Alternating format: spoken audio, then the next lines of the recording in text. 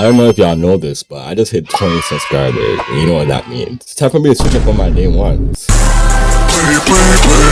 I gotta switch up on you guys now. I'm a new micro celebrity. I can't be seeing my day ones anymore. Today we're gonna be all learning how to switch up on our day ones once we get a little clout. But you can't do it unless you got a little clout. See, I got a little clout. Now I can do it. Since you don't have any clout, you can't do it. Basically, I'm gonna be showing you the art of switching up. Bro, whoever made this is actually weird, nigga. I don't look like fucking weird, bro. I sound like a squirrel too, bro. One of the coldest lessons adulthood drops is figuring out the difference between a friend and a person who's just there to have fun with you. When we're young, life isn't constantly testing us like it is in adulthood, so it doesn't really occur as a thought that a friend might actually be somebody you depend upon. When I was younger, I would just consider a friend somebody who's chill and fun to be around and a part of the same friend group. It's all vibes, and you don't have a real measure of a person's loyalty until life tests it. You hit a wall, broke, stranded, desperate for a hand, and suddenly the people you bled for show you exactly who they are. And once that illusion cracks, you realize those weren't ride or dies, they were just convenient company. Because once you see that side of someone, you can't unsee it. Friendships stop being automatic, you put your guard up, and you become much more selective about who you let into your circle. I remember the exact moment I learned this lesson. I have probably like 8 friends. I learned from a very, very young age. Once my friend scammed me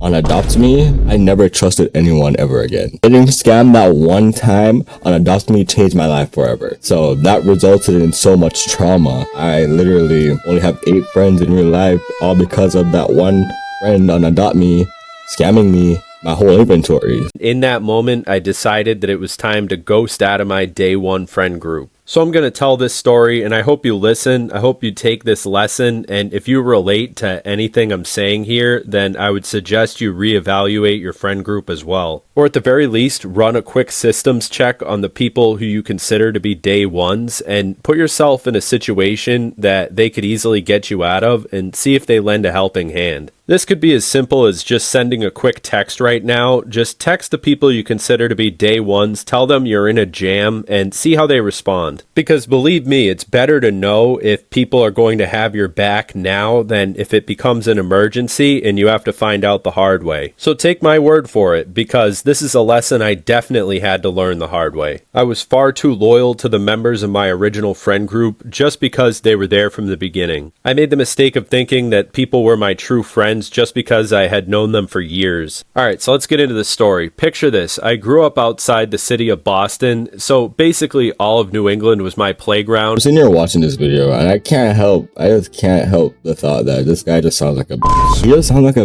gang. You trusted your best buddies with your whole heart. Like, you serious right now, twin? Car. I went to the beaches in Rhode Island, hikes in New Hampshire, and just hanging out all around New England. That was my stomping ground. So having access to the city of Boston and all the smaller cities that are around that area, I had a handful of different friend groups, but today we're going to be focusing on the day ones. I was in the same school system, grades K through 12 growing up, so I had a pretty tight-knit friend group all throughout my life, and we all went to college after high school together too, so we stayed friends much into our 20s. What started to happen though, aside from just natural things like life getting in the way and friends just phasing out of your life because just life takes them in a different direction, the core friend group became corrupted essentially because we had integrated different people who we'd met around the city in different places, so it wasn't really the original friend group anymore. It was just basically 3 of us and then a bunch of people we'd met throughout the years. But I'd held on to this core friend group because they connected me to the wider friend group and everybody I knew growing up. So even though we were falling into a bad crowd, so to speak, I still considered these people to be my best friends. And shit, all the trouble we'd get into, I mean, it was fun when we were younger, but as we started to get older, it just started to seem like there were going to be real life consequences from the way we were acting. And it was harmless trouble for the most part. For example, there was a city just outside Boston, and sometimes they would have outside concerts there, and it would attract big names. Like I saw Lil Peep there, I saw Juice WRLD there, I saw Lil Pump, I saw X. I saw a lot of these big SoundCloud rappers in concert while they were on the come up, and I got to go for free. Basically, a hobby of ours was sneaking into concerts, and some of us would take it a step further and try to get backstage. Sometimes they were successful, but I never followed them that far. But our main go-to method when the concerts were held outside was was just to climb up this tall building that was just overlooking the venue, and everybody would hang out on the top of this flat roof building. And we had no permission to be up on top of this building, but nobody had attempted to stop us before, so that was basically our go-to concert method for about 2 summers. It was an awesome way to see concerts for free, especially the way they're so expensive nowadays. But of course, nothing good lasts, and word got out about this. People told their friends they wanted to bring girls. So the last time we ever went up there, we had about 15 people going with us, and it was pretty janky to get up there. You had to climb up a fire escape and do some MacGyver maneuvers just to get onto the buildings so that you could see the concert. And this was slight work when it was a small squad. When it was just me and the bros, we would get up there with no problem. But this time, it was so hard to get these people up the fire escape that it drew too much attention. The security or someone must have seen us all fucking around just going up the side of This story would have been hitting so much harder if his GTA gameplay wasn't ass. I'm looking at this guy play and I'm actually bored out of my mind. This guy is so dog shit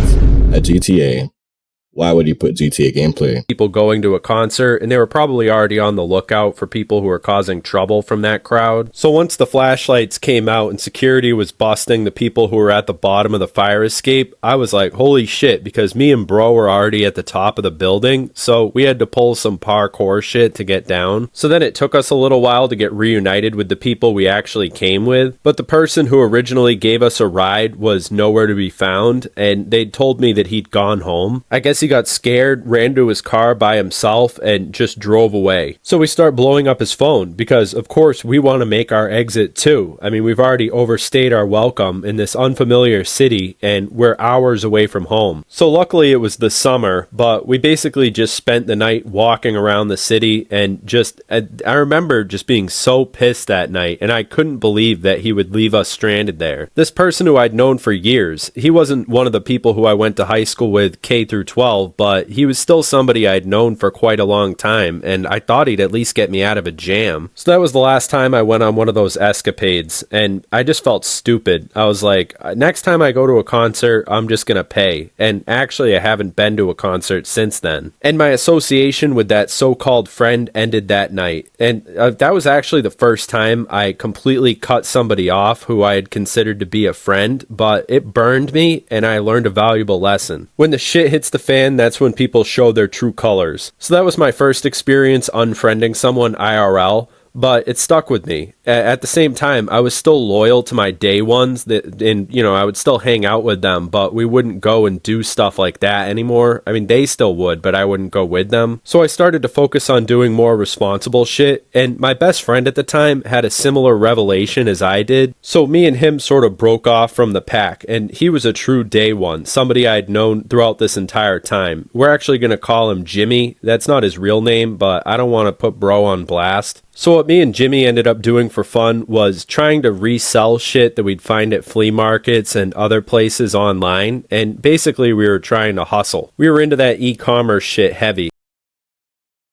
Are y'all hearing the lingo right now? I don't know if it's me, but what is bro's lingo right now? Why is he talking like that? But the thing was, Jimmy didn't have a car, so I was doing all the driving to all these places and, carrying a lot of the weight. Anyway, eventually we got tired of the e-commerce shit and we started working at UPS, and it wasn't bad. I mean, UPS is a pretty physically demanding job, but working with my best friend, and also we had a few friends who we made at the company, so the days went by pretty cool. I mean, we got a few laughs in, and it was all right. The reason I'm telling this story, though, is because this was the biggest mask-off moment where I realized that some friendships are just not meant to last. See, I helped Jimmy a lot with that job. At one point, he needed to get paperwork from his house, so I drove him all the way from work to his house and back just so we could get that done. I was willing to lend bro a helping hand from time to time, and he would reciprocate sometimes. I mean, he wasn't a deadbeat. I mean, I thought I knew what to expect from this dude, and he was connected to the same group of friends who we'd all known forever. So I guess I had some sense of a misguided loyalty towards the friend group that we used to have, and now we were starting to get older and the friend group was breaking apart. He essentially became my best friend by default. Like, me and bro would chill regularly, and then occasionally we'd have a cameo appearance from somebody else from the larger circle. Anyway, time goes on. I'm working at UPS, right? And a day comes when I just don't have any gas. I wake up in the morning and my gas tank is near zero, but somehow I still manage to get to work on fumes. And at this time in my life, I was up against it, living paycheck to paycheck. So basically, my goal for the day was just get through the workday and somehow get home after, and then I'll get my money and I'll be able to put gas in my car. So naturally, this is in the back of my mind the entire time I'm at work. And I come up with the solution. Hey, maybe Jimmy can float me a few bucks so that I can at least have enough gas to get home and I won't get my car towed, it won't break down on the side of the road. Avoid catastrophe, right? And I had faith in Jimmy. There was no doubt in my mind that bro would float me a few bucks and I'd even pay him back with interest because I'd be so grateful just to get my car home. So finally, later that day, I track bro down in the warehouse and I explain to him the situation and he just hits me with the biggest glazed look and the dead-eyed stare and he just says, "You gotta put gas in your car, bro," and walks away. And it might not seem like much, but that's when the illusion of friendship cracked for me. I know talking about it years later, yeah, it just sounds like just gas money, and of course I did make it home that day.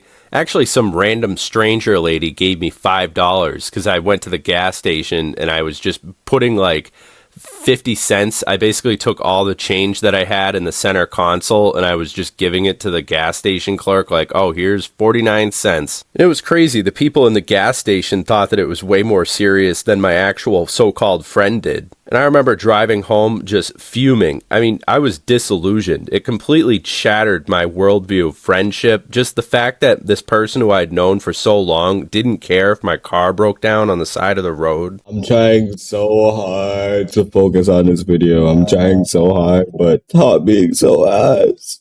So ass.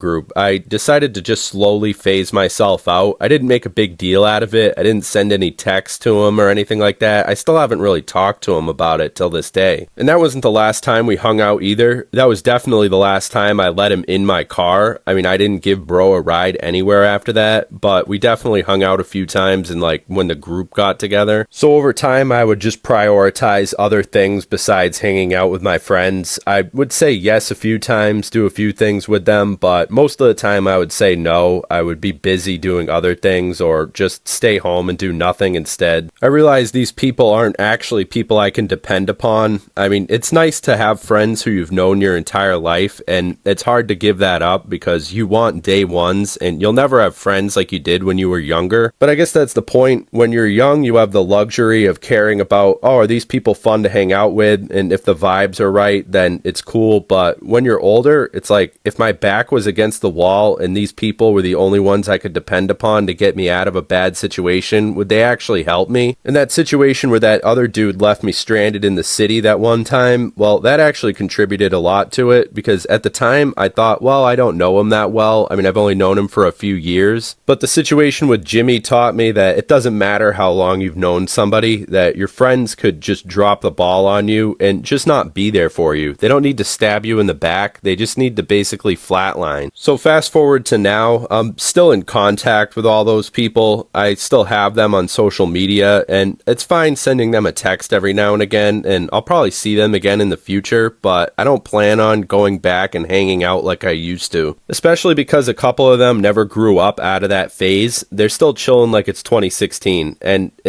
I'm happy, I'm thankful for my reality check, and I know it's not for everybody, but my best decision was probably separating myself from that friend group. I once heard it said that growing up means accepting that most bonds have an expiration date built in, not because anybody turns evil, but because life gets heavier, priorities shift, and the version of yourself who was having fun with those people just doesn't exist anymore. So this was my attempt at communicating decades worth of experiences into a short YouTube video. Moral of the story is, once you get your bread up, switch up on everybody. Me on the other hand, I'm switching up.